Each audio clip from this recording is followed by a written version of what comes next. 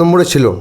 এই আমাদের বর্ধমান তোরকোনা টিডিএস যে একাডেমিটা আছে, আমি একাডেমিতে আপনারা একদম লাস্ট এসেছেন। হ্যাঁ, আমি লাস্ট এসেছি এবং এটা আমার টার্গেটে ছিল। আমি একাডেমিতে অনেক আছে, তো আমাদের একাডেমি আপনি কেন চুজ করেছেন?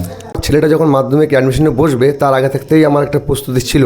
ফেসবুক দেখে দেখে আমি একটা খাতাতেই 16টার মতন একাডেমির আমি কন্ট্যাক্ট নাম্বার নিয়েছিলাম এবং তাদের সাথে কথা বলেছিলাম। এর মধ্যে 10টা আমি কথা বলার পরে রিজেক্ট করে দিয়েছিল, আইডিয়াতে ছিল আর 6টা, এবং এই 6টা ভিজিটিং করেছি।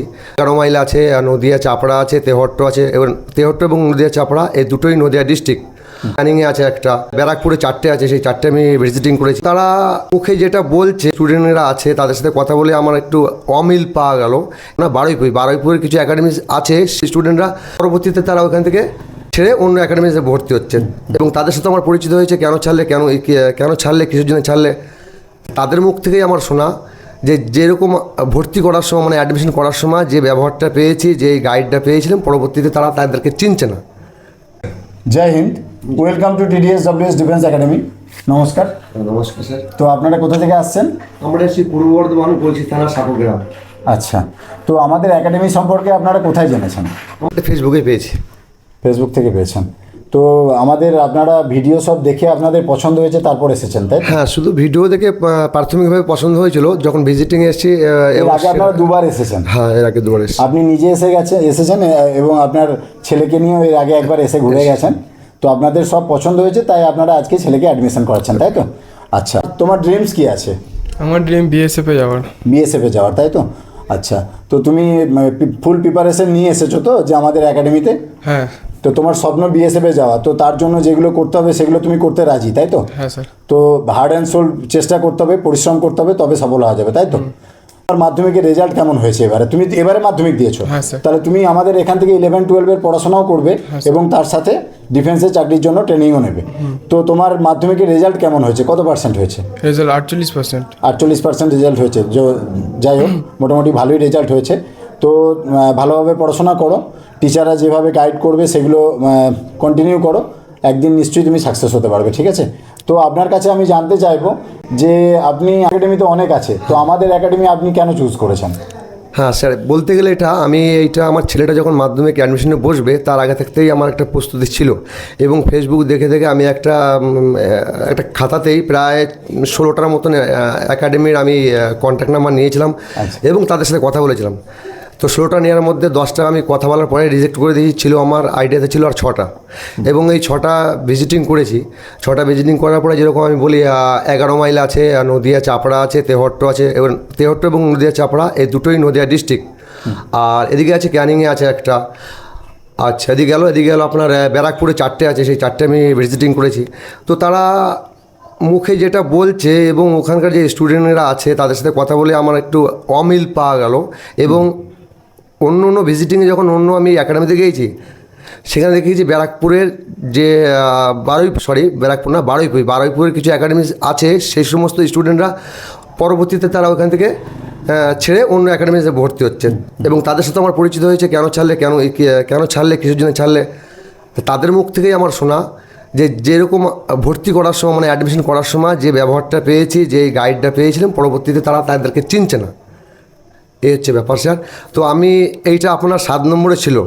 এই আমাদের পূর্ব বর্ধমান তোরকোনা বাজার যে TDSWS যে একাডেমিটা আছে, আমি প্রাথমিকভাবে এই একাডেমিতে আপনারা একদম লাস্ট এসেছেন? হ্যাঁ, আমি লাস্ট এসেছি এবং এটা আমার টার্গেটে ছিল। আমি 16টার মধ্যে আমি 10টা রিজেক্ট করে দিয়েছি, কথা বলার পরে রিজেক্ট করেছি, ছিল আমার 6টা।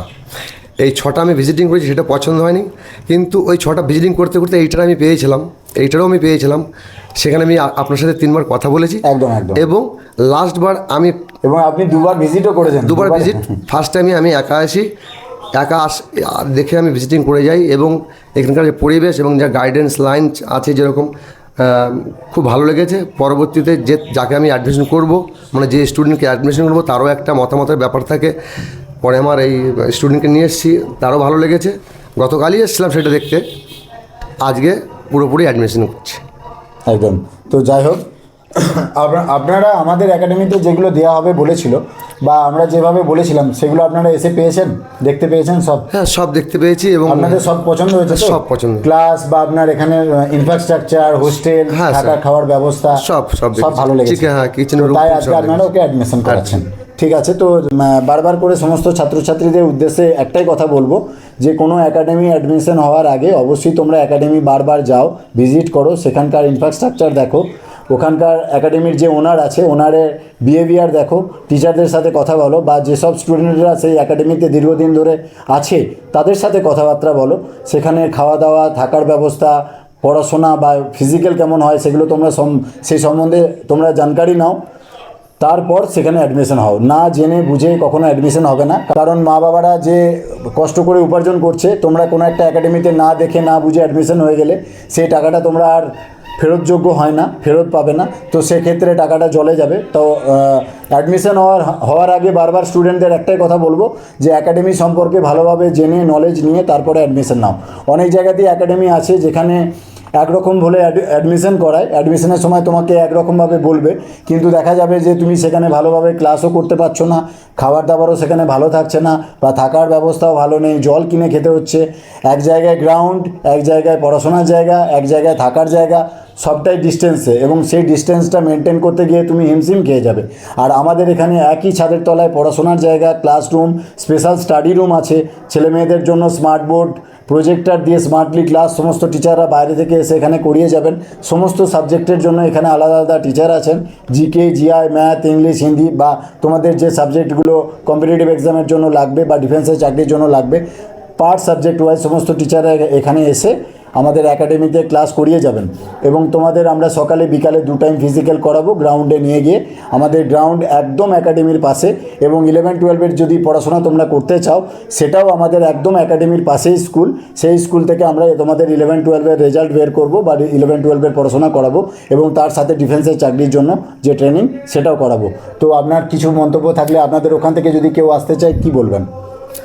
আমাদের ওখান থেকে ওই গোটা ওয়েস্ট বেঙ্গলে যারাই দেখছেন এই ভিডিওগুলো দেখবেন, যে সমস্ত গার্জিয়ান মনে করছেন যে তাদের স্টুডেন্টদের এখানে ভর্তি করবেন, স্যার যে কথা বললো আমি ওই একই কথা বলবো।